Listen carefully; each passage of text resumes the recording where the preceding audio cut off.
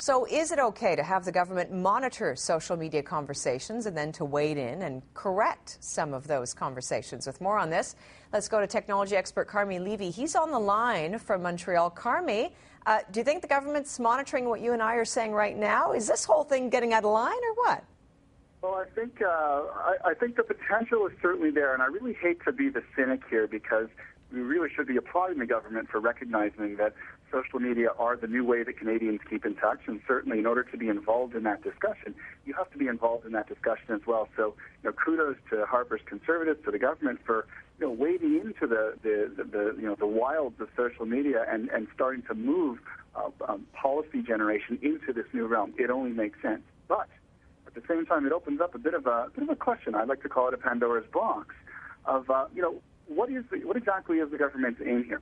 And what do they hope to accomplish with what they find out? And as they accumulate this information online, this data on us, where does that data go? And so, I think as much as we should applaud the government for getting into this area, the optics of it are potentially very Big Brother-ish. And the government really does need to be a little bit more concrete on what its intentions are and how it intends to achieve this.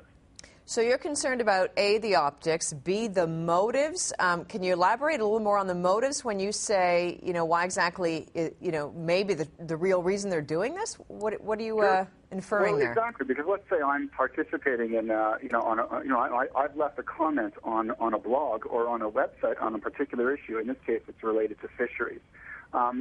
I would feel very funny if suddenly, out of the blue, someone from the government gives me a call or emails me or posts a rebuttal online to me without really understanding the context of that. And so at this point, if I don't really understand where that response is coming from, I'm going to wonder every time I post online, is someone from the federal government watching what I'm saying? Right. Do I have to change the temper or the tone of my argument simply because I worry that I'm being watched? It is a little bit scary. We've been talking about this risk, this online risk for so long. Now that the government is wading into it, I think it needs to be very conscious of the potential for those fears to come true. So you do foresee, people who are engaged in, maybe a political conversation online in some sort of social forum, that there's going to be an element of fear and that eventually it could change what people do say on the internet if it's political in nature?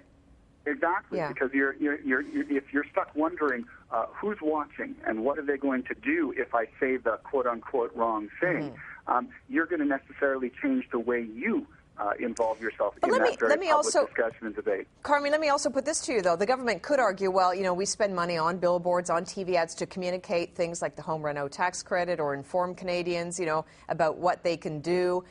So is this really any different? I mean, I'm sure they will argue, well, we're just trying to get correct information to the people of Canada. And that's all well and good, but billboards can't reach me in my bedroom. When the government uses social media, it can. Okay, interesting. We're going to keep talking about it. Carmi Levy joining us with his view. Thanks, Carmi.